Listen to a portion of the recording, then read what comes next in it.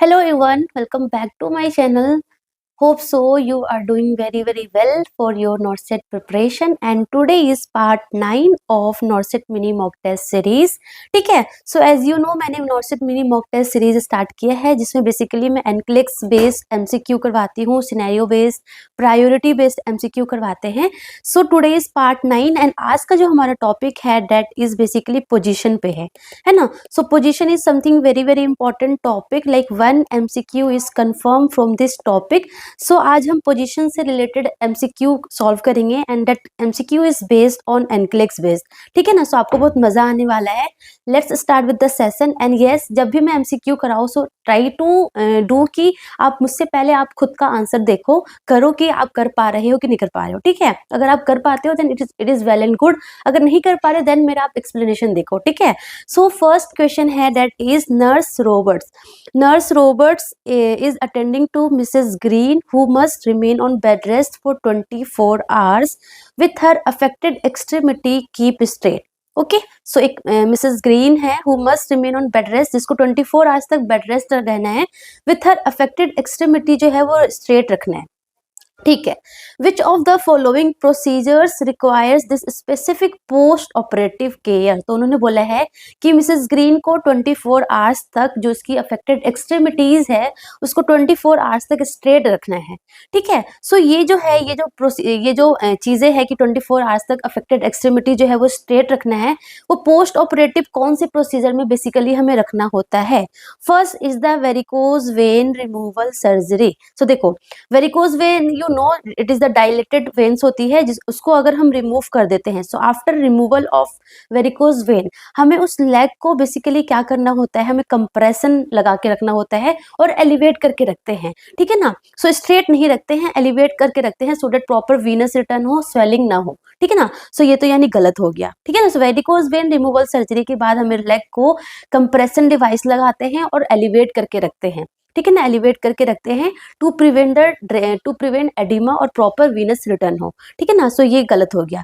Coming to second one that is the arterial vascular graft placement. So after arterial vascular graft placement के बाद हम क्या करते हैं, लेट सपोज ये लेग है उसमें आर्टरी लगा है ना, आर्टरी वस्कुलर ग्राफ्ट लगाया है. सो क्या करते हैं हम उस लेग को ना 24 आवर्स तक हम क्या करते हैं, स्ट्रेट करके रखते हैं. कुछ भी ऐसे लाइक किंकिंग वगैरह नहीं करते हैं, पूरा प्रॉपर स्ट्रेट रखते हैं. क्यों रखते हैं? सो डैट ये ग्राफ्ट ना प्रॉपर सर्कुलेशन हो पाए, प्रॉपर सर्कुलेशन हो पाए और ये जो ग्राफ्ट है वो ऑक्लूजन ना हो. है ना. सो ग्राफ्ट ऑक्लूजन से प्रिवेंट करने के लिए, ग्राफ्ट की पेटेंसी मेंटेन करने के लिए, ग्राफ की पेटेंसी मेंटेन करने के लिए हम लेग को 24 आवर्स तक हमें स्ट्रेट रखना होता है सो दैट प्रॉपर सर्कुलेशन हो, ग्राफ्ट की पेटेंसी मेंटेन रहे, ऑक्लूड ना हो. ठीक है ना. ठीक है. सो ये वाला आंसर हो सकता है. सी पढ़ते हैं. Diagnostic myelogram procedure. So myelogram as you know, myelogram क्या है, इट इज एक्सरे बोल सकते हो या फिर CT scan of spinal cord. है ना. सो स्पाइनल कोड का एक्सरे या फिर CT scan is known as myelogram. So basically इसमें हम कॉन्ट्रास्ट डाई इंजेक्ट करते हैं and spinal cord, spinal roots को प्रॉपर विजुअलाइज करते हैं. एंड ये माइलोग्राम बेसिकली कभी समटाइम्स क्या करते हैं कि पोस्ट लंबर पंक्चर करने के बाद फिर माइलोग्राम करते हैं. ठीक है. सो आफ्टर माइलोग्राम बेसिकली हम पेशेंट को बेड रेस्ट देते हैं और हेड जो है एलिवेट करके रखते हैं, क्योंकि अगर लंबर पंक्चर हुआ हेड को प्रॉपर क्या करके रखते हैं, एलिवेट करके रखते हैं, या फिर लंबर पंक्चर हुआ तो पेशेंट का हेड जो है वो स्ट्रेट करके रखते हैं ना. सो इसमें बेसिकली लेग को लाइक स्ट्रेट रखना है ऐसा कुछ नहीं है, जस्ट पेशेंट को हमें बेड रेस्ट करना होता है. ठीक है ना. सो ये बिल्कुल गलत हो गया. Coming to D, abdominal aneurysm resection surgery. So abdominal aneurysm resection surgery के बाद भी हमें लेग को, जो भी अफेक्टेड लेग है उसको हमें स्ट्रेट रखने का ऐसा कोई इंडिकेशन एज सच नहीं होता है. ठीक है ना. सो ये भी क्या है, गलत है. सो करेक्ट आंसर क्या है, B is the correct answer की after arterial vascular graft placement हमें पेशेंट का जो लेग है, जो अफेक्टेड लेग है, उसको हमें 24 आवर्स तक हमें स्ट्रेट रखना होता है to maintain the patency, to proper circulation हो, to prevent the occlusion of this graft, ठीक है ना। सो 24 आवर्स तक हमें अफेक्टेड एक्सट्रीमिटी को स्ट्रेट रखना है। So answer is B. I बस सुनिए, coming to the second question that is nurse Angela is, देखो हम पोजीशन हम सब पढ़ लेते हैं कि सुपाइन है, प्रोन है, लेटरल है, सिम्स है, बट बेसिकली वो पोजीशन हमने पढ़ लिया, उसको हमें एमसीक्यू में कैसे यूटिलाइज करना है, कैसे उस कॉन्सेप्ट्स को हमें एमसीक्यू सॉल्व करने में करना है, दैट इज बेसिकली इंपॉर्टेंट, है ना। तो इस तरीके का ही एमसीक्यू पोजीशन से आता है।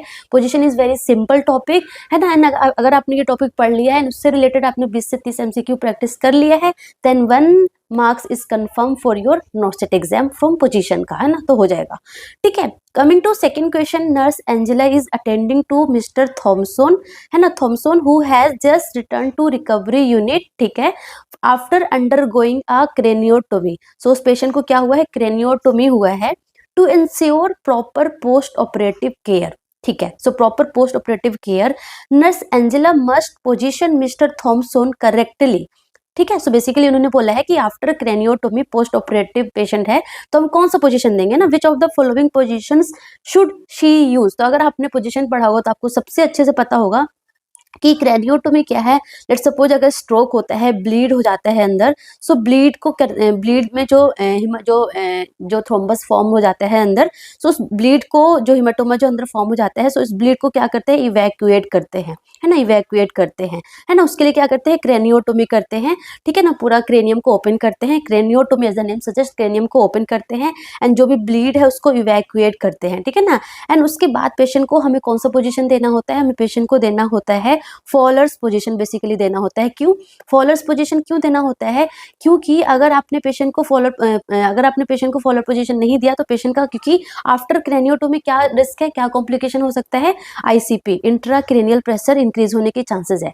तो हमें आईसीपी इंक्रीज होने के चांसेस है, सो इसलिए टू प्रिवेंट दैट, है ना, हमें पेशेंट को फॉलर पोजीशन देना होता है, so that proper venous return हो, प्रॉपर ड्रेनेज हो फ्रॉम द क्रेनियम से, पूरा ब्रेन से प्रॉपर जो वीनस ड्रेनेज अच्छे से हो ना, सो वीनस ड्रेनेज प्रॉपर हो, ठीक है ना। सो वीनस ड्रेनेज प्रॉपर हो और ब्रेन में जो प्रेशर है वो ज्यादा इंक्रीज ना हो ना, सो प्रेशर ज्यादा इंक्रीज ना हो, है ना। सो हमें आईसीपी को रिड्यूस करने के लिए, मिनिमाइज करने के लिए हम पेशेंट को फॉलर्स पोजीशन देते हैं आफ्टर क्रेनियोटोमी, ठीक है। सो उन्होंने बोला कौन सा पोजीशन देंगे, semi फॉलर्स position with the head capped in a mid line alignment. Yes, देखो पेशेंट को हम सेमी फॉलर पोजीशन देते हैं बेसिकली 15 to 30 डिग्री और 30 to 45 डिग्री, है ना, 30 to 45 डिग्री बेसिकली पेशेंट को पोजीशन देते हैं। एंड उसके बाद पोजीशन के बाद हम पेशेंट का जो हेड है ना उसको मिड लाइन में रखते हैं, ऐसे राइट और लेफ्ट की तरफ टर्न करके नहीं रखते हैं, मिड लाइन में रखते हैं। क्यों मिड लाइन में रखते हैं, सो डेट ऑक्लूजन ना हो, है ना, वेन्स में या आर्टरी में प्रॉपर अगर ऑक्लूजन होगा सो प्रॉपर वीनस ड्रेनेज नहीं होगा ना, so to prevent the occlusion हम पेशेंट का जो हेड है वो मिड लाइन में रखने होते हैं, ठीक है ना। सो ये आंसर हो सकता है बी। पढ़ते हैं ट्रेनलेनबर्ग पोजीशन, ये तो बिल्कुल कॉन्ट्राइंडिकेटेड है। ट्रेनलेनबर्ग पोजीशन क्या है कि पेशेंट का जो फिट है वो एलिवेटेड रहेगा, देन हेड, मतलब हेड नीचे रहेगा और फिट जो है वो ऊपर रहेगा, दैट इज द ट्रेनलेनबर्ग पोजीशन। सो ये तो कॉन्ट्राइंडिकेटेड होता है, ठीक है ना। सी है फॉलर्स पोजीशन है, ठीक है, यहाँ तक तो सही है, with the head tilted to the left, so ये बिल्कुल गलत है। हेड को राइट या फिर लेफ्ट हमें टिल्ट करना नहीं होता है क्योंकि वीनस ऑक्लूजन हो सकता है, सो प्रॉपर वीनस ड्रेनेज नहीं हो पाएगा, ठीक है ना। So to prevent that, supine position with the neck flex, तो ये भी बिल्कुल कॉन्ट्राइंडिकेटेड है। सुपाइन या फिर ट्रेनलेनबर्ग पोजीशन हम पेशेंट को नहीं देते हैं, बेसिकली हम सेमी फॉलर पोजीशन देते हैं with the head in the mid line shift, है ना, सो मिड लाइन अलाइनमेंट में रखने होते हैं। सो आंसर क्या होगा, आंसर होगा हमारा A is the correct answer, ठीक है। Coming to the third question, nurse Kelly is reviewing proper post operative positioning for different procedures, okay, ठीक है।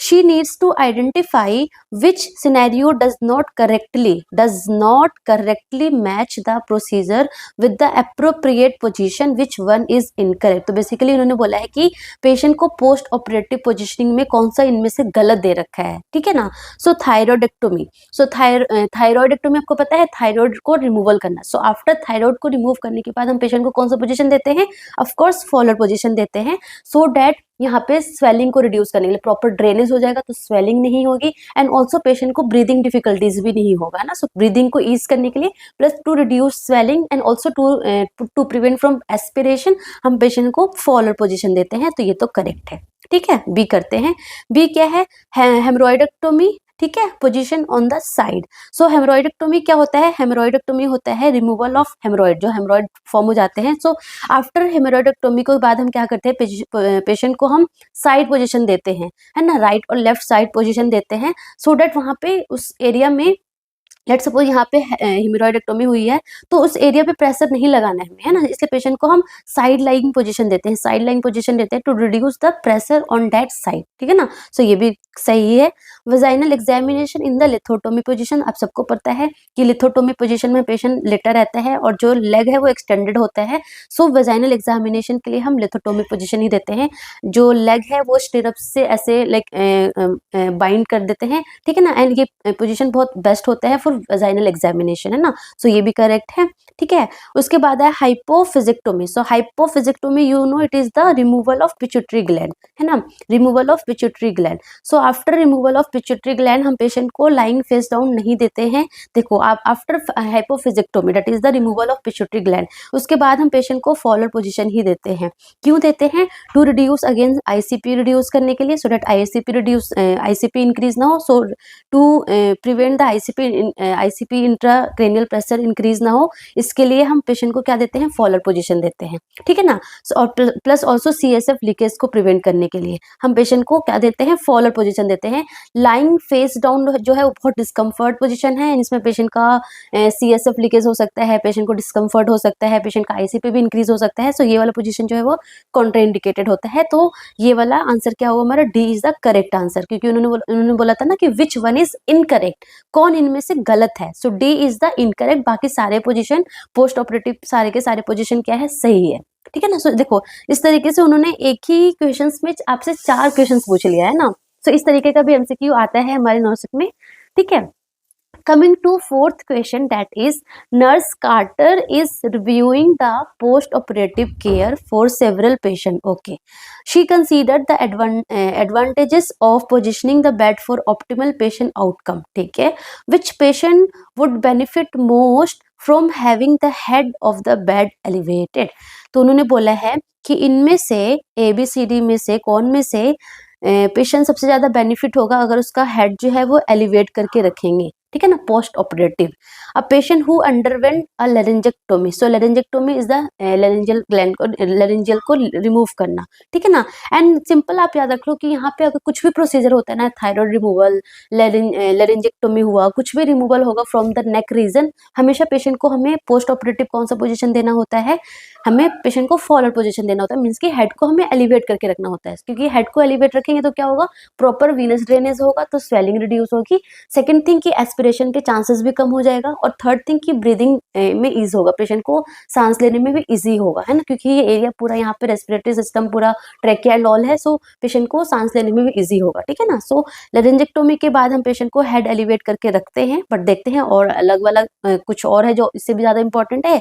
Patient who had a lumbar puncture, so you know कि after lumbar puncture हम कौन सा position देते हैं पेशेंट को? That is the supine position. In fact हमें हेड एंड पे हमें पिलोज भी लगाना नहीं होता, पेशेंट को हमें फ्लैट पोजीशन देना होता है to reduce the post lumbar headache, है ना, पोस्ट ड्यूरल हेडेक जो होता है ना, पोस्ट लंबर पंक्चर हेडेक होता है, उसको रिड्यूस करने के लिए, सीएसएफ लीकेज को प्रिवेंट करने के लिए हम बेसिकली पेशेंट को क्या पोजीशन देते हैं? सुपाइन पोजीशन देते हैं या फिर फ्लैट पोजीशन देते हैं, ठीक है ना। तो इन्होंने बोला था कि हेड एलिवेटेड करके किनको फायदा है? तो बी को तो बिल्कुल फायदा नहीं है, पोस्ट लंबर पंक्चर वाले पेशेंट को तो बिल्कुल फायदा नहीं है, इनफैक्ट और नुकसान है, ठीक है ना।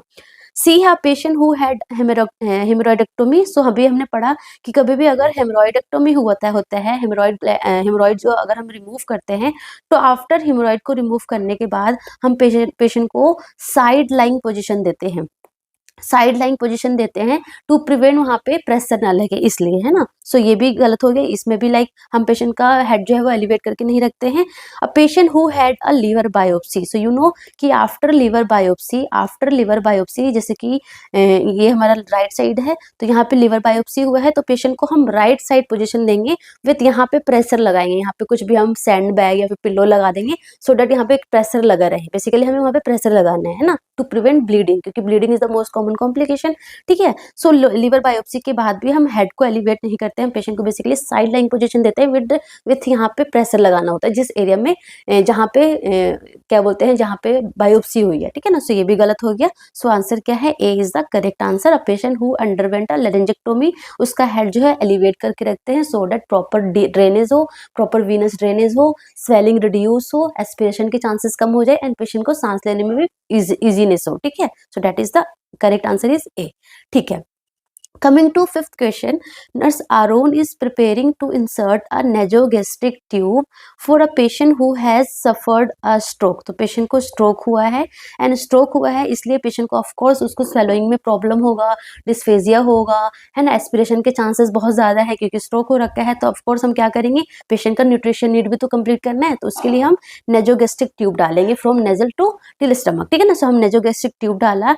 ही understand that the optimal position for this procedure, तो उन्होंने सिंपली यही पूछा है कि पेशेंट को एनजी ट्यूब डालना है तो कौन सा पोजीशन हम पेशेंट को देंगे। Sims position, you know, patient को कभी भी नेजोगेस्ट्रिक ट्यूब डालते हैं तो हम कौन सा पोजीशन देते हैं, 60 to 90 डिग्री जो बेड जो है वो एलिवेटेड हो प्लस हेड थोड़ा सा फ्लेक्स हो, है ना, ताकि इजिली विद द ग्रेविटी वो इजिली इसोफेगस के थ्रू चला जाएगा, क्या बोलते हैं, नेजोगेस्ट्रिक ट्यूब, ठीक है ना। सो सिम्स पोजीशन में क्या होता है, पेशेंट जो है वो लेटरल लेटा होता है, साइड एनी राइट या फिर लेफ्ट साइड लेटा रहेगा एंड जो लेट सपोज लेफ्ट साइड लेटा हुआ है, लेफ्ट साइड लेटा है तो उसका जो राइट साइड का जो राइट जो लेग है वो पूरा चेस्ट तक आगे होगा, है ना। So that is the Sims position. तो सिम्स पोजीशन में तो एनजी ट्यूब इंसर्ट करना बहुत मुश्किल है, सो ये बिल्कुल गलत हो गया।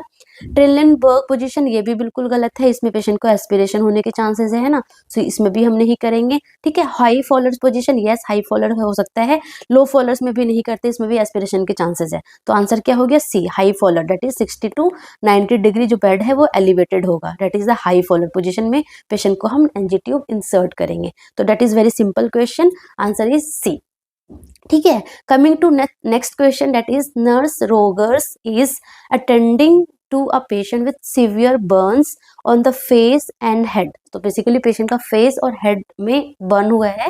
To ensure optimal care and facilitate the breathing she needs to decide the best position for the patient. तो उन्होंने बेसिकली पूछा है कि पेशेंट को हेड एंड क्या बोलते हैं, हेड और फेस में बर्न हुआ है तो बेस्ट लाइक प्रॉपर अच्छे से केयर हो पेशेंट का, पेशेंट को इजीनेस हो, पेशेंट को प्रॉपर ब्रीदिंग में डिफिकल्टीज ना हो, फॉर दैट कौन सा पोजीशन पेशेंट के लिए बेस्ट रहेगा, which position should nurse Rogers choose. Prone position, देखो पेशेंट का अगर बर्न हुआ है in the face, in the head, in the neck, मतलब इस पूरे रीजन में भी अगर बर्न हुआ है तो हमें पेशेंट को कौन सा पोजीशन देना होता है, पेशेंट को हमें क्या बोलते हैं, फॉलोअर पोजीशन देना होता है ना। फॉलोअर पोजीशन क्यों, सो दैट सबसे पहले अगर कभी भी फेस नेक ये वाला रीजन में भी बर्न होता है, नेक हो गया, फेस हो गया, हेड हो गया, चेस्ट हो गया, तो बहुत हाई चांसेस है पेशेंट का रेस्पिरेटरी भी कॉम्प्रोमाइज होगा, हो सकता है कि रेस्पिरेटरी सिस्टम में भी इनहेलेशन के थ्रू गया होगा तो वहाँ पे भी एडीमा हो गया होगा, है ना, म्यूकोजल एडीमा हो गया होगा। सो फर्स्ट इज दैट, तो हमें पेशेंट का ब्रीदिंग में ईज हो, है ना, ब्रीदिंग हमें प्रमोट करना है तो हमें हाई फॉलो पोजीशन पेशेंट को देंगे। सेकंड, यहाँ पे बर्न हुआ है तो ऑफ कोर्स यू नो कि जब बर्न होता है तो स्वेलिंग हो जाती है ना, क्योंकि जो कैपिलरी परमेबिलिटी है वो इंक्रीज हो जाती है and because of that swelling होती है। सो स्वेलिंग को रिड्यूस करने के लिए भी हम क्या देंगे, फॉलो पोजीशन देंगे, सो दैट थोड़ा सा ड्रेनेज हो, विनस ड्रेनेज हो तो स्वेलिंग थोड़ा कम हो, है ना। सो हम पेशेंट को कौन सा पोजीशन देंगे, फॉलोअर पोजीशन देंगे। अब पढ़ते हैं प्रोन पोजीशन। सो प्रोन पोजीशन बिल्कुल नहीं देंगे, आप खुद सोचो, पेशेंट जो है वो स्टमक पे लेटा हुआ है ना, प्रोन मतलब ऊपर ऑपोजिट हो गया ना, that is the supine, that is the prone position. So अगर वो प्रोन पोजीशन पे लेटा हुआ है तो बहुत लाइक एक तो पेशेंट को डिस्कम्फर्ट बहुत ज्यादा होगा, एस्पिरेशन के भी चांसेस है और क्या बोलते हैं, ब्रीदिंग में भी पेशेंट को बहुत ज्यादा प्रॉब्लम होगा ना। So this position is not at all recommended, ठीक है। सुपाइन पोजीशन भी नहीं है, अगेन यहाँ पे पेशेंट को ब्रीदिंग में प्रॉब्लम होगा, एस्पिरेशन के चांसेस है एंड एडिमा भी रिड्यूस नहीं होगा, सो ये भी गलत हो गया। Head of bed elevated, yes bed को एलिवेट रखेंगे। Trendelenburg position, that is again this is कि हेड नीचे रहेगा, लेग ऊपर रहेगा, सो इसमें भी पेशेंट का स्वेलिंग कम नहीं होगा, ठीक है। सो ये भी क्या हो गया, गलत हो गया। सो आंसर क्या होगा, C is the correct answer, head of bed को हम एलिवेट करके रखना। बहुत सिंपल क्वेश्चन था, है ना, इस तरीके का एमसीक्यू पोजीशन से आता है, सो प्लीज पोजीशन छोड़ के मत जाना, बहुत इंपॉर्टेंट टॉपिक है ये और बहुत सिंपल टॉपिक भी है, ठीक है। Nurse Anna is administering a cleansing enema, very very important question, कि nurse Anna is administering cleansing enema administer करने जा रही है to a client with severe constipation. Of course constipation होगा 4 to 5 डेज से, अगर पेशेंट का स्टूल पास नहीं हुआ है तभी तो हम एनिमा एडमिनिस्टर करते हैं, right. She will place the client in which position, तो सिंपली बोले तो उन्होंने ये बोला है कि एनिमा एडमिनिस्ट्रेशन के लिए हम पेशेंट को कौन सा पोजीशन देते हैं, that is a simple question, ठीक है। सो अब आप सबने पढ़ा होगा कि एनिमा एडमिनिस्ट्रेशन के लिए हम कौन सा पोजीशन देते हैं, that is the left Sims position, पढ़ रखा होगा आपने, है ना। लेफ्ट सिम्स पोजीशन हम देते हैं। अब पढ़ते हैं इनमें क्या बताया उन्होंने, position in right Sims position, बिल्कुल गलत। देखो सिम्स पोजीशन तो देंगे, that is correct, but right में क्या होगा, अगर हम लेफ्ट सिम्स पोजीशन देते हैं ना तो क्या होता है कि हमने एनिमा एडमिनिस्टर किया, तो जैसे ही एनिमा एडमिनिस्टर करते हैं तो वो सिग्मोइड क्लोन में जाएगा, रेक्टम में जाएगा, तो उसका लाइक जो रूट है ना, नेचुरल रूट है, इजिली वो with the help of gravity वो चला जाएगा रेक्टम में, वहां पे जाके अपना एक्शन स्टार्ट कर देगा। राइट साइड अगर दोगे, राइट सिम्स पोजीशन दोगे तो वो नेचुरल पाथ नहीं बनेगा उसका, है ना। सो राइट सिम्स पोजीशन नहीं देते हैं, position in the left Sims position देते हैं, yes. Seated in high Fowler position, बिल्कुल नहीं है, हाई फॉलोअर पोजीशन में एनिमा अच्छे से एडमिनिस्टर कर ही नहीं सकते हम। Reclining in low Fowler position, तो ये भी नहीं होता है। आंसर क्या होगा, B is the correct answer. बहुत सिंपल क्वेश्चन था, मतलब इट इज लाइक कि आप विद इन 20 सेकेंड में इस क्वेश्चन का आंसर कर सकते हो, ठीक है ना। इस तरीके का एमसीक्यू ये था। Coming to 8th question, nurse Kelly has just received a post operative total hip replacement. देखो अभी मैंने आपको कुछ दिन पहले मस्कुलोस्केलेटल सिस्टम पढ़ाया था, यू नो मैंने मस्कुलोस्केलेटल सिस्टम का एमआरपी सीरीज स्टार्ट किया है, मतलब बेसिकली मैंने एमआरपी सीरीज स्टार्ट किया, that is the must remember point series for नॉर्सेट, है ना। सो नॉर्सेट में लाइक कुछ पॉइंट है जो आपको आने ही आने चाहिए, that is something very very important.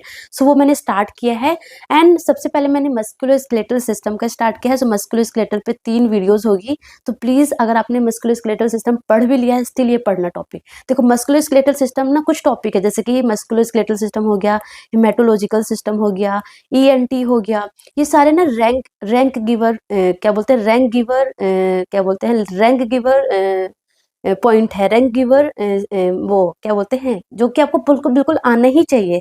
This is something very very important topic जिससे आपको रैंक मिलेगा। देखो अगर आपने कार्डियोवास्कुलर पढ़ रखा है, आपने रेस्पिरेटरी सिस्टम पढ़ रखा है, आपने क्या बोलते हैं बर्न पढ़ रखा है, शॉक पढ़ रखा है, जो मोस्ट ऑफ द स्टूडेंट पढ़ते हैं, 90% स्टूडेंट इसको, 99% स्टूडेंट इसको पढ़ के जाएंगे। बट ये जो टॉपिक है ना, मस्कुलोस्केलेटल सिस्टम हो गया, ठीक है, हेमेटोलॉजिकल सिस्टम हो गया, ईएनटी सिस्टम हो गया, ये सारे स्टूडेंट नहीं पढ़ के जाते हैं। एंड इससे अगर 2 क्वेश्चंस भी आएगा तो अगर आप करके जाओगे तो आपका रैंक लाइक सीधा यहाँ से यहाँ हो जाएगा, लाइक 2 एमसीक्यू आपने करेक्ट किया है, इट मीन्स कि आपकी रैंक यहाँ से यहाँ हो गई है ना।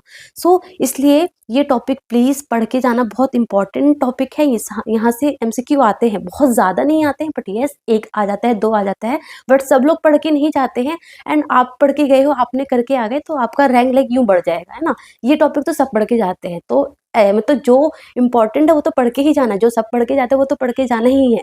कुछ टॉपिक है जैसे मस्कुलोस्केलेटल सिस्टम हो गया, ये जो टॉपिक मैंने बताया, वो टॉपिक अगर आप पढ़ के जाओगे तो आपके रैंक ज़्यादा आने के अच्छे हैं, है ना, रैंक अच्छी आने के चांसेस है, आपका रैंक इंक्रीज हो सकता है बहुत अच्छे से। तो प्लीज़ आप मेरी वो तीनों वीडियोज़ देखना, उसमें मैंने लाइक मोस्ट ऑफ द जो इम्पोर्टेंट की है फॉर मस्कुलोस्केलेटल सिस्टम वो मैंने कवर कर दिया है। तो अगर आपने पढ़ भी लिया ना, स्टिल आप 2x की स्पीड पे देख लो, सो दैट इन बिटवीन अगर कोई पॉइंट आपने नहीं पढ़ रखा है वो आप ऐड कर सकते हो अपने नोट्स में, ठीक है ना। सो प्लीज़ इसको पढ़ लेना।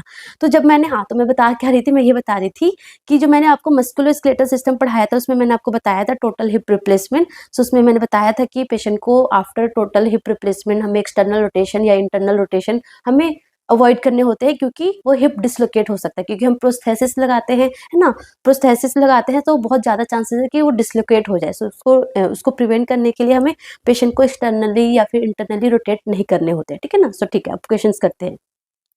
Nurse Kelly has just received a post-operative total hip replacement patient from the recovery unit. ठीक है, she needs, आप सबको पता है ना कि सबसे पहले पेशेंट का जब भी सर्जरी होती है तो ऑपरेशन थिएटर में सर्जरी होती है, ओटी में, एंड ओटी के बाद डायरेक्टली पेशेंट वार्ड में या फिर आईसीयू में नहीं आता है। ओटी के बाद पेशेंट पहले रिकवरी रूम में शिफ्ट करते हैं। हम रिकवरी रूम में थोड़ा ऑब्जर्वेशन करते हैं, प्रॉपर पेशेंट को ऑब्जर्व करते हैं, देखते पेशेंट सही है, ठीक ठाक है, देन उसके बाद हम आईसीयू हो गया, एचडीयू हो गया या फिर पेशेंट का वार्ड हो गया, वहाँ पे हम शिफ्ट करते हैं, ठीक है ना। सो ये आपको पता होना चाहिए, ठीक है। उसके बाद क्या बोला उन्होंने, post operative total hip replacement patient from the recovery unit, ठीक है। She needs to decide on the best position to place the patient into ensure proper healing and comfort. तो बेसिकली इन्होंने बोला है कि कौन सा पोजीशन हम पेशेंट को देंगे सो दैट प्रॉपर हीलिंग हो एंड पेशेंट को भी कंफर्ट हो, ठीक है ना. What is the optimal position for this patient. तो देखो क्या है, on the non operative side with the legs adducted. देखो उन्होंने क्या बोला कि नॉन ऑपरेटिव साइड में हम पेशेंट को पोजीशन देंगे, डेट इज करेक्ट, यहाँ तक तो सही था. बट उन्होंने आगे क्या बोल दिया कि लेग्स को हम अडक्टेड रखेंगे. अडक्टेड मतलब एड, मतलब दोनों लेग को चिपका के रखेंगे. अबडक्शन मतलब दूर करके रखेंगे, अडक्टेड मतलब पास रखेंगे, है ना. अडक्शन मतलब ऐड करना है, ऐसे याद रखो. सो देखो नॉन ऑपरेटिव साइड तो पेशेंट को हम लिटाएंगे, पोजीशन देंगे, बट लेग्स को अडक्टेड नहीं रखेंगे क्योंकि इससे बहुत ज़्यादा चांसेस है पेशेंट का जो हमने प्रोस्थेसिस लगाई है वो डिसलोकेट हो सकता है ना, डिसलोकेट हो सकता है. सो अडक्टेड नहीं करेंगे, सो ये गलत हो गया. Side lying position with the affected leg internally rotated, ये तो मैं बिल्कुल गलत हो गया. अभी मैंने क्या बताया कि कभी भी पेशेंट का इंटरनली रोटेटेड या एक्सटर्नली रोटेटेड तो करना ही नहीं है, ठीक है ना. Side lying position with the affected leg externally rotated, ये भी कॉन्ट्रा इंडिकेटेड है क्योंकि इसमें भी डिसलोकेशन होने के चांसेस है. On the non operative side, है ना, जैसे कि ये साइड नॉन ऑपरेटिव है, ये ऑपरेटिव साइड है ना, तो नॉन ऑपरेटिव साइड पेशेंट को लिटाएंगे with the legs abducted. Yes, legs को अबडक्टेड रखते हैं, बीच में pillow type wedge shape pillow रखते हैं और लेग्स को अबडक्टेड रखते हैं, दूर रखते हैं, सो दैट प्रॉपर हीलिंग हो, डिसलोकेशन ना हो, है ना. सो आंसर क्या होगा, D is the correct answer, ठीक है. वेरी सिंपल क्वेश्चन था. Coming to 9th question, nurse Ryan is caring for a client with GERD, that is the gastroesophageal reflux disease. You know this disease very well कि इसमें क्या होता है, that is the reflux of gastric content into the esophagus, है ना, that is the GERD, gastroesophageal reflux disease. To alleviate the symptoms and improve the comfort, which position. तो इसकी वजह से देखो अगर जो गैस्ट्रिक कंटेंट है, गैस्ट्रिक स्टमक से अगर वो हमारे इसोफेगस में आएगा तो पेशेंट को एसिडिटी, बर्न, पेन, ये सब कुछ होगा. तो उस सिम्टम्स को एलिविएट करने के लिए, पेशेंट को कंफर्ट प्रोवाइड करने के लिए हम कौन सा पोजीशन पेशेंट को देंगे in this case. So lying in the right lateral recumbent. तो देखो लाइंग इन द राइट मतलब बेसिकली पेशेंट को राइट लेटरल पोजीशन. सो राइट लेटरल पोजीशन या फिर लेफ्ट लेटरल पोजीशन से क्या होगा कि वो easily with the gravity patient का जो गैस्ट्रिक कंटेंट है वो इसोफेगस में आ सकता है एंड देन पेशेंट को बर्न, एसिडिटी वगैरह सारी प्रॉब्लम होगा. सो ये तो फायदा ही नहीं हुआ, ठीक है. Position in Sims position, again the same thing कि पेशेंट को सिम्स पोजीशन भी देंगे, भी सेम ही है, सो ये भी नहीं देंगे हम. Position in reverse ट्रेनलिंगबर्ग. सो देखो ट्रेनलिंगबर्ग पोजीशन क्या होता है, दिस इज द ट्रेनलिंगबर्ग पोजीशन. ये हमारा हेड है, ये हमारा फीट है. रिवर्स ट्रेनलिंगबर्ग पोजीशन क्या होगा, ऑपोजिट. हेड अप हो जाएगा और लेग जो है वो नीचे हो जाएगा. सो रिवर्स ट्रेनलिंगबर्ग पोजीशन देंगे तो क्या होगा, पेशेंट को हमने हेड एंड जो है वो ऊपर करके रखा है, तो इससे क्या होगा कि जो गैस्ट्रिक कंटेंट है वो ऊपर नहीं आ पाएगा, रिफ्लक्स नहीं हो पाएगा. इससे पेशेंट को भी कंफर्ट होगा एंड जो सिम्टम्स है वो भी एलिविएट हो जाएंगे, ठीक है ना. रेस्टिंग इन सुपाइन पोजीशन, अगेन इसमें भी पेशेंट का जो गैस्ट्रिक कंटेंट है वो आ सकता है, सो ये भी गलत है. आंसर क्या होगा, सी होगा. तो सिंपल बोले तो GERD में, that is the gastroesophageal reflux disease में पेशेंट को हम क्या पोजीशन देते हैं, that is reverse Trendelenburg position देते हैं, ठीक है. Coming to the 10th question, client with pleural effusion, you know pleural effusion right, is scheduled to have a thoracentesis and it is the like treatment for pleural effusion. So pleural effusion का patient है, उसको thoracentesis करने जा रहे हैं. Thoracentesis is nothing, it is like कि pleural cavity से जो भी एक्सेस फ्लूइड है उसको रिमूव करना है, ठीक है ना. The nurse on duty will assist the client into which position during the procedure. So like during thoracentesis हम कौन सा पोजीशन देते हैं. सो आपने पढ़ा होगा बेसिकली हम पेशेंट को बिठाते हैं, सिटिंग पोजीशन देते हैं एंड आगे ना ऐसे पिलो लगाते हैं एंड पेशेंट का जो आर्म है ना वो इस पे ऐसे रेस्ट करता है, ऐसे काइंड ऑफ दिस, ठीक है. एंड इजली क्या करते हैं, पीछे से थ्रैको मतलब प्लूरल कैविटी के थ्रू में इंसर्ट करते हैं नीडल एंड जो भी फ्लूइड है वो रिमूव कर देते हैं फॉर डायग्नोस्टिक प्रोसीजर के लिए भी और ट्रीटमेंट के लिए भी, ठीक है ना. सो उन्होंने बोला क्या कौन सा पोजीशन देंगे, lying on the affected side with the head of bed elevated about 45 degree. So no, इसमें पेशेंट का है, इन्होंने ये बोला कि लेट्स सपोज ये वाला साइड जो है वो अफेक्टेड है तो पेशेंट को उसी साइड हम पेशेंट को पोजीशन दे देंगे एंड हेड को है वो 45 डिग्री एलिवेट कर देंगे. सो उससे मतलब ईज नहीं होगा, लाइक इजली आप नीडल को इंसर्ट नहीं कर पाओगे, इसलिए पेशेंट को वो जो फ्लूइड है वो निकाल नहीं पाओगे. सो ये पोजीशन नहीं दे पाते हैं. B है supine position with both arms extended. Again, this is not the requirement position. C है lying on the unaffected side with the head of the bed elevated about 45 degree. Same, इससे भी easily हम needle insert नहीं कर सकते हैं. ठीक है. Sitting forward with arms resting on a table and head slightly elevated. This is the best position. इससे क्या होगा, आप proper first of all needle insert कर सकते हैं. इजली जो फ्लूइड है वो रिमूव हो जाएगा. प्लस क्या बोलते हैं, न्यूमोथोरेक्स, क्योंकि थोरैकोसिंथेसिस का क्या कॉम्प्लिकेशन है, न्यूमोथोरेक्स है ना. सो न्यूमोथोरेक्स के चांसेस भी कम हो जाएगा. एंड जो भी अगल बगल जो भी टिश्यूज है, जो भी नर्व्स हो गए और जो भी आर्टरीज वगैरह, उसको भी पंक्चर होने के चांसेस कम हो गए, है ना. So sitting forward with arms resting on table and head slightly elevated is the best position for thoracentesis. ठीक है. Coming to 11th question, Nurse Stevens is caring for a patient who has just returned to the nursing unit after undergoing a cardiac catheterization via the femoral artery. ठीक है ना. सो cardiac catheterization हुआ था, patient का femoral artery use किया था. ठीक है ना. To ensure the patient safety and comfort post procedure, which position should the nurse place the patient in. तो उन्होंने बोला है कि पेशेंट जो है वो कार्डियक कैथेटराइजेशन पेशेंट को बेसिकली फिमोरल आर्टरी के थ्रू इंसर्ट किया था, है ना, कैथेटर डाला था. तो उन्होंने बोला है कि पोस्ट प्रोसीजर में हम पेशेंट को कौन सा पोजीशन देंगे. ठीक है. So bed rest with the head of bed elevated to about 60 degree bed rest देंगे, और हेड जो है वो अबाउट 60 डिग्री एलिवेट करके रखेंगे. तो उन्होंने बोला कि पेशेंट को बेड रेस्ट तो देना होता ही हमें, है ना. पेशेंट का जब भी कैथेटराइजेशन होता है, कार्डियक कैथेटराइजेशन से पेशेंट जब वापस आते हैं, है ना, तो हमें पेशेंट को बेड रेस्ट देना होता है. बट उन्होंने क्या बोला है कि 60 डिग्री तक हम हेड को एलिवेट करके रखेंगे. सो नहीं, देखो, अगर आपने 60 डिग्री अगर आपने पेशेंट का हेड एलिवेट करके रखा तो क्या होगा कि जो फिमोरल यहाँ पे ना प्रेशर लगेगा, फिमोरल आर्टरी पे प्रेशर लगेगा, तो थ्रोम्बोसिस के चांसेस है. ठीक है ना, थ्रोम्बोसिस के चांसेस है. ठीक है ना. और क्या है कि वहां से ब्लीडिंग हो सकती है. ठीक है ना, ब्लीडिंग की चांसेस है. और क्या चांसेस है कि वहां पे हिमाटोमा फॉर्म हो सकता है. ये सारे कॉम्प्लिकेशन हमें प्रिवेंट करने होते हैं after this procedure. So thrombosis हो गया, ब्लीडिंग हो गया, हिमाटोमा फॉर्मेशन हो गया, एंड ये पोजीशन देने से क्या होगा, यहाँ पे प्रेशर लगेगा ज्यादा. तो ये गलत हो गया. ठीक है. Bed rest with head of bed elevated to around 90 degree, ये तो और ज्यादा एलिवेट हो जाएगा, तो और ज्यादा प्रेशर लगेगा. सो ये भी कॉन्ट्राइंडिकेटेड हो गया. Bed rest with the head of bed elevated to about 45 degree, तो चलो 45 डिग्री मानते हैं.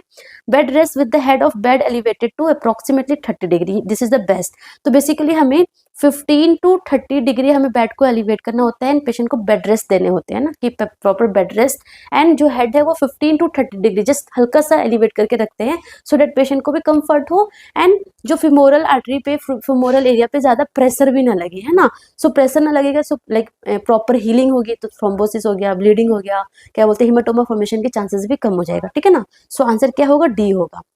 15 to 30 डिग्री हमें बेड एलिवेट करके रखना है, एंड पेशेंट को बेड रेस्ट देने होते हैं. ठीक है ना. So that is the correct answer. Coming to 12th question, nurse Daniels is caring for a patient diagnosed with deep vein thrombosis. So basically patient को क्या हो रखा है, डीवीटी हो रखा है.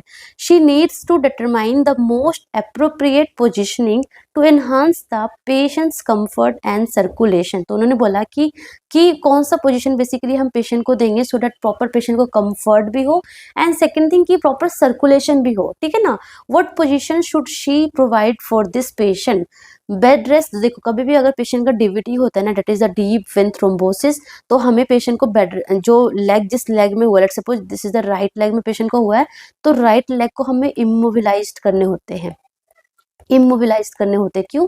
क्योंकि अगर हमने इसको मोबिलाइज किया, हमने इसमें फिजियोथेरेपी वगैरह किया, तो क्या होगा, वो क्लॉट जो वहां से डिसलॉज होके सर्कुलेशन के थ्रू लंग्स में या फिर ब्रेन में जा सकता है. तो लंग्स में गया तो पल्मोनरी एम्बोलिज्म हो सकता है, ब्रेन में गया तो स्ट्रोक हो सकता है ना. टू प्रिवेंट दिस कॉम्प्लिकेशन हमें वो लेग को इमोबिलाइज करने होते हैं first of all. And second thing क्या करते हैं, थोड़ा सा एलिवेट करके रखते हैं, हल्का सा एलिवेट करके रखते हैं. क्यों? क्योंकि एलिवेट करके रखेंगे तो प्रॉपर जो है ड्रेनेज होगा, वीनस प्रॉपर ड्रेनेज होगा, तो स्वेलिंग कम हो जाएगा, है ना. तो स्वेलिंग को कम करने के लिए हम थोड़ा सा एलिवेट करके रखते हैं. ठीक है ना. अब हम क्वेश्चंस करते हैं. Bed rest with the affected leg kept flat all the time, so flat नहीं रखते हैं, बेड रेस्ट तो सही बोला उन्होंने, बट अफेक्टेड लेग को हम फ्लैट नहीं रखते, थोड़ा सा एलिवेट करके रखते हैं, ठीक है ना, सो ये गलत हो गया। Bed rest with affected leg elevated, yes this is correct. Bed rest with the affected legs hanging down, बिल्कुल गलत, अगर हैंगिंग डाउन करके रखेंगे और ज्यादा एडिमा होगा, क्योंकि सर्कुलेशन प्रॉपर होगा ही नहीं, क्योंकि उन्होंने बोला था कि प्रॉपर सर्कुलेशन भी हो, यही बोला ना कि कंफर्ट भी हो और सर्कुलेशन भी हो। Bed rest with unaffected leg placed over the affected leg, ये भी बिल्कुल कॉन्ट्रा इंडिकेटेड होगा, ठीक है ना, क्योंकि उससे और प्रेशर लगेगा, तो और प्रेशर लगेगा तो एक तो सर्कुलेशन कॉम्प्रोमाइज होगा, वस्कुलर ऑक्लूजन हो सकता है, एंड सेकंड थिंग कि हो सकता है कि वो जो क्लॉट है वो डिसलॉज होके वापस से लंग्स में या फिर ब्रेन में जा सकता है ना, सो ये हमें अवॉइड करना है। तो आंसर क्या होगा, बेड रेस्ट करना है with leg, with affected leg को हमें एलिवेट करके रखना है, सो दैट स्वेलिंग को रिड्यूस कर सके, and of course bed rest दे रहे सो दैट प्रॉपर इमोबिलाइज्ड रहे पेशेंट, है ना, ठीक है। सो आंसर क्या होगा, B is the correct answer, ठीक है। Coming to last question, that is nurse Thompson is preparing to care for Mr Alvarez who had just had an above knee amputation on his right leg, ठीक है। she needs to ensure he is in the best position during the first 24 hours after surgery, which position should she use for Mr. Alvarez, and I want कि आप please इस question का answer आप बताओ कि क्या होगा इन द कमेंट बॉक्स में, ठीक है, सो दैट मैं ये भी तो देखूँ कि आप लोग पढ़ रहे हो या जस्ट ऐसे ही छोड़ रहे हो ना। सो प्लीज इस क्वेश्चन का आंसर मुझे आप कमेंट बॉक्स में बताना, एंड मैं वहाँ पे आपको रिप्लाई करूंगी कि आपने सही किया या गलत किया, ठीक है, ओके। एंड तब तक प्लीज आप पढ़ते रहो, and very very important thing is that कि प्लीज एमसीक्यू प्रैक्टिस करो एंड टेस्ट दो, एंड वेरी वेरी इंपॉर्टेंट कि टेस्ट देने से छोड़ना नहीं है, टेस्ट देने के बाद एनालाइज करना इज समथिंग इम्पॉर्टेंट, क्योंकि हम बेसिकली पढ़ रहे हैं, रिविजन कर रहे हैं, टेस्ट दे रहे हैं, क्यों कर रहे हैं, सो डैट नॉर्सेट में अच्छी रैंक आ जाए, ठीक है। तो नॉर्सेट एग्जाम में आपकी रैंक अच्छी आ जाए, नॉर्सेट एग्जाम देने जाओगे आप, तो नॉर्सेट में गलती ना हो, यही ना कि नॉर्सेट में गलती कम से कम होगी तभी तो आपके रैंक अच्छे आएंगे। तो नॉर्सेट में कम से कम गलती कब होगी, जब उससे पहले आपने वो सारी गलतियां कर रखी होगी, एंड उस गलतियों को आपने फिक्स कर लिया होगा, उस गलतियों को आपने सुधार लिया होगा, एंड उस गलतियों को हम कब सुधारेंगे, जब हमें पता चलेगा, एंड वो पता कब चलेगा, जब आप टेस्ट दोगे। तो टेस्ट देना इस पता चलना कि आपको पता चलेगा यस यहाँ यहाँ मैं गलती कर रही हूँ, बट सिर्फ टेस्ट देके छोड़ने से आपको ये नहीं पता चलेगा कि वो गलती को कैसे सुधारना है, तो उसके लिए आपको एनालाइज करने होंगे। तो टेस्ट दो, प्लीज एनालाइज करो, एंड जो जो प्रॉब्लम दिख रहा है प्लीज उसको फिक्स करो, छोड़ना नहीं है। और अगर आप ऐसे सोचते हो कि चलो मैंने हफ्ते में 3-4 टेस्ट दे दिया, कोई फायदा नहीं है, इससे बेटर है आप एक टेस्ट दो, बट एक टेस्ट दो उसको प्रॉपर एनालाइज करो।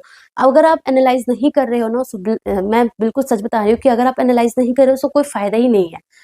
जो लोग 3 टेस्ट दे रहा है वो एनालाइज नहीं कर रहा है, दैट इज फुल्ली वेस्ट है, एंड जो एक टेस्ट दे रहा है उसको प्रॉपर एनालाइज कर रहा है, उसको एनालाइज करके वो देख रहा है कि मेरी प्रॉब्लम कहाँ कहाँ हो रही है, एंड उसको ठीक करने की कोशिश कर रहा है, that is best then this, है ना। सो एक ही टेस्ट दो बट उसको प्रॉपर एनालाइज करो, एमसीक्यू प्रैक्टिस करते रहो और अच्छे से रिवीजन करते रहो, और जो भी न्यू चीज़ें हैं वो पढ़ते रहो। एंड प्लीज़ मेरी वो जो मैंने एमआरपी सीरीज स्टार्ट की है, that is a must remember point, please वो ज्वाइन कर लो। मैंने मस्कुलोस्केलेटल सिस्टम कंप्लीट करा दिया है, इसके बाद हेमेटोलॉजिकल सिस्टम करवाने वाली हूँ कल, एंड उसके बाद मेरी ओबीजी की आएगी, ओबीजी की एमआरपी सीरीज आएगी, must remember point, and this is something very very important है, बहुत मजा आएगा आपको। ओबीजी जरूर करना क्योंकि ओबीजी बहुत इंपॉर्टेंट है, मतलब अब जो नॉसेट हो रहे हैं ना उसमें इतने सारे एमसीक्यू आपके ओबीजी से आते हैं, ठीक है ना। सो ये सारा करना, उसके बाद मेरे ईएनटी एंड जो भी जितने भी एमएसएन के छोटे वो सारे करवाऊंगी, एंड उसके बाद साइकियाट्री भी मैं करवा दूंगी, ठीक है ना। सो बस आपको क्या है कि आपको पढ़ते रहना है, जिन्होंने ये सारी चीजें पढ़ ली है ना उसको भी मैं बोलूंगी प्लीज ये देखा करो, ये वीडियोस देख लिया करो, थोड़ा सा टाइम निकाल के, लाइक ड्यूरिंग आप जब खाना खा रहे हो, कुछ कर रहे हो, ट्रेवलिंग कर रहे हो, सो उस टाइम देख लो, बहुत फायदा होगा आपको एग्जाम में, ठीक है ना। So that's all about today, thank you so much, all the best, लगे रहो, जमे रहो, पढ़ते रहो, ठीक है।